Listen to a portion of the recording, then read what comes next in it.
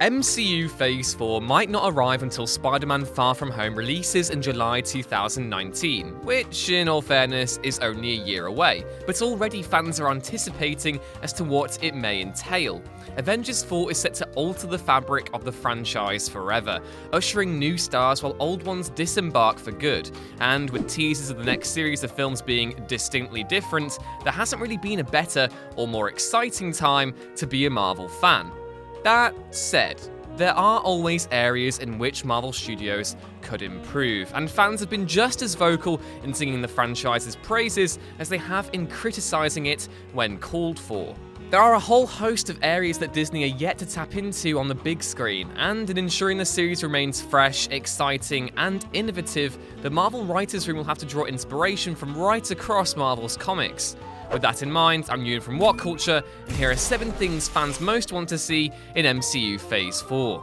But before we begin, don't forget to subscribe to stay notified. Ding, ding, done. Number 7. Actual connections to the Netflix shows. Marvel's Netflix shows might have their ups and downs, mostly downs these days, annoyingly. But they're as much a part of the MCU as the films are, discrepancies in the New York skyline aside. The likes of Daredevil, Luke Cage, Jessica Jones, and Iron Fist all exist in the same world as the Avengers. While you won't be hard-pressed to find a deluge of Easter eggs in the latest season of Luke Cage, referencing the events of Civil War, finding some love being sent the other way is infinitely more difficult. The films just don't seem to care about the TV shows, and no matter how hard Charlie Cox may press for a team-up between Matt Murdock and Black Widow, or even Spider-Man, the chances of it happening are pretty slim.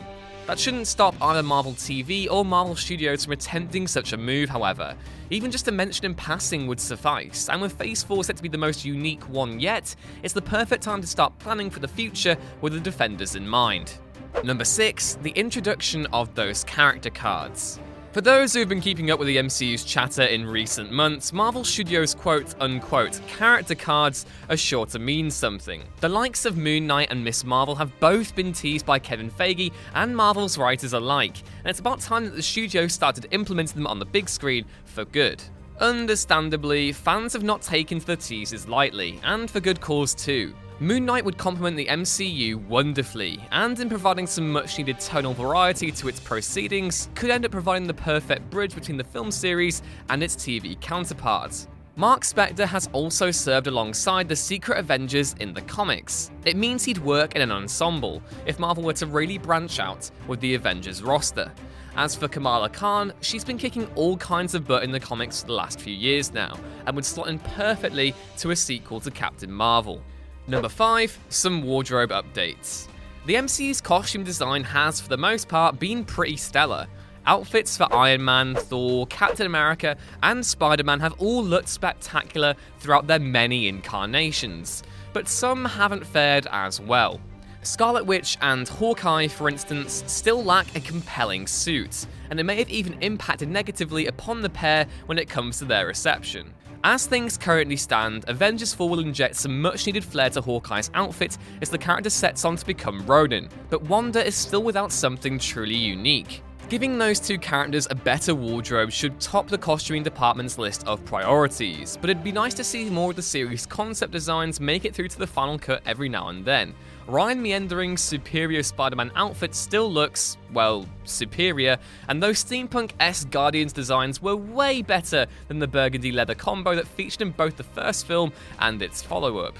Number 4. Fox's Marvel properties. There are both positives and negatives to consider with the Disney-Fox merger, the latter obviously being more serious, but for many Marvel fans, the chance of seeing either one or both of the Fantastic Four and the X-Men interacting with the Avengers is enough to overlook any of its apparent shortcomings. Of the two, it's the four who lend themselves better to Marvel's project. They're the comics' first family, and though they failed more times than the X-Men have when it comes to live action, if anyone can do right by them, well, it's the House of Mouse. There's been talk of the team in Marvel's halls for weeks now, and though they're an unlikely inclusion for Phase 4, with 5 presenting the more likely period for their arrival, there's still a chance. A relatively small one, but a chance all the same. Number 3. Captain Marvel leads the Avengers.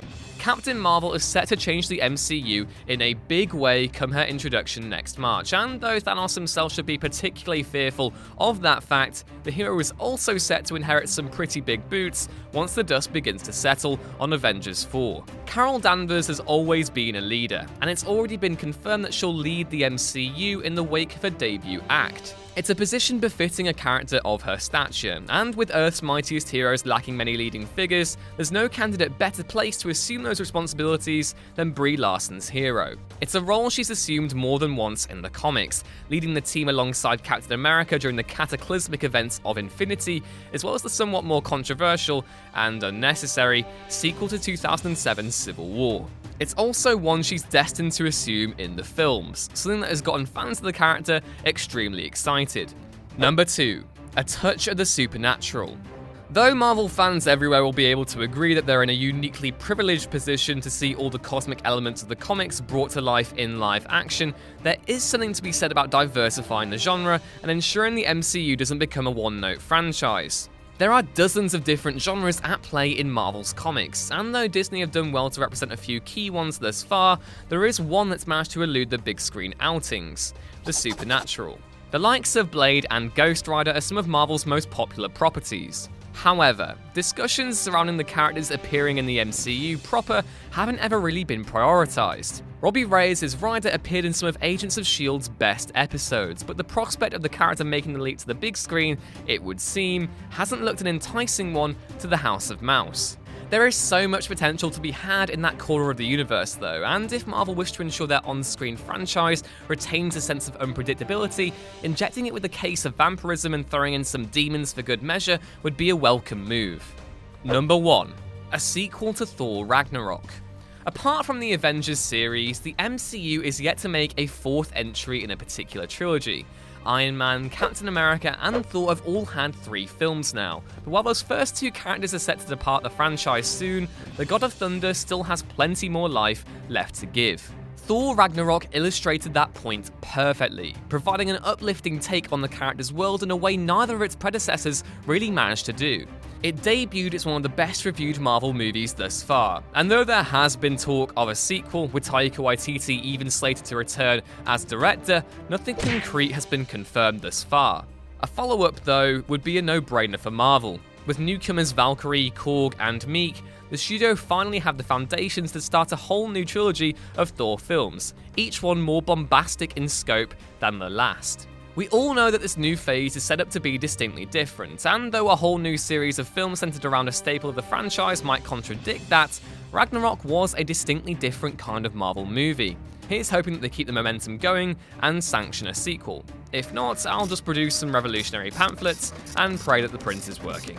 And that's our list. What do you want to see in MCU Phase 4? Please do let us know down in the comments below. Like, share, and subscribe, and head back over to whatculture.com for the most marvelous content delivered every day.